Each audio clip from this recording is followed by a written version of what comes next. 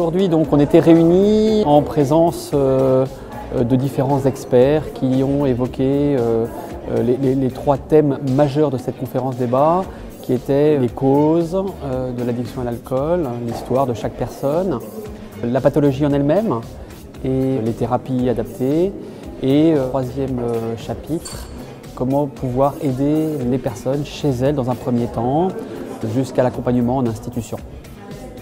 Je crois que ça a été très riche, les gens n'ont pas eu peur de poser des questions, c'était très ouvert et très sympathique. Ça a intéressé énormément de monde, beaucoup aussi de praticiens qui étaient présents, d'hôpitaux principalement, nous ont dit que le thème était passionnant.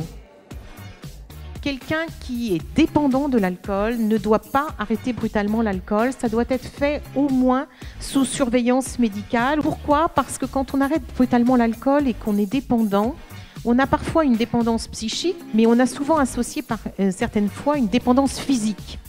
Et c'est simple, quand on arrête brutalement l'alcool, au moment où on va arrêter, il va y avoir ce que l'on appelle un syndrome de sevrage et des symptômes de manque. J'ai trouvé que c'était plutôt riche.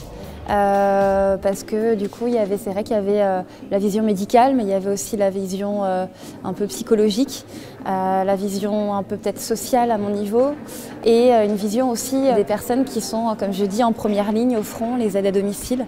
Il faut prendre le temps d'écouter parce que ça permet d'apaiser la personne et ensuite les choses peuvent se faire un peu. Voilà, donc il vaut mieux plutôt apaiser, vous dire que ça ne s'adresse pas à moi aussi, ça ne s'adresse pas à l'auxiliaire. Mais c'est parce qu'elle est trop mal, elle n'est plus en capacité de se raisonner. La conférence qu'on a faite aujourd'hui, je trouve que c'est très bien pour informer les gens sur la personne âgée et l'alcool, parce que je m'occupe d'une personne âgée qui boit beaucoup d'alcool, donc je dois faire face à ça. C'était très intéressant, enrichissant, parce que de toutes les façons, on stresse beaucoup dans ce travail. Donc c'est une bonne chose qu'on s'est retrouvés pour partager un peu les expériences. Il faut d'abord signaler au médecin traitant. Ensuite, vous avez les clics qui sont quand même les premiers acteurs de proximité. Et ensuite, le clic peut nous solliciter, nous, en tout cas en tant que gestionnaire de cas, s'il y a besoin d'un suivi intensif et de long cours.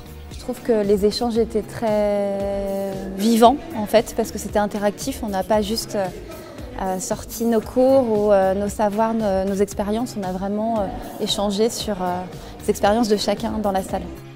Alors il y a beaucoup de nos contacts, assistantes sociales notamment, qui nous ont demandé de refaire ça très vite. Donc je pense que ça a vraiment énormément plu.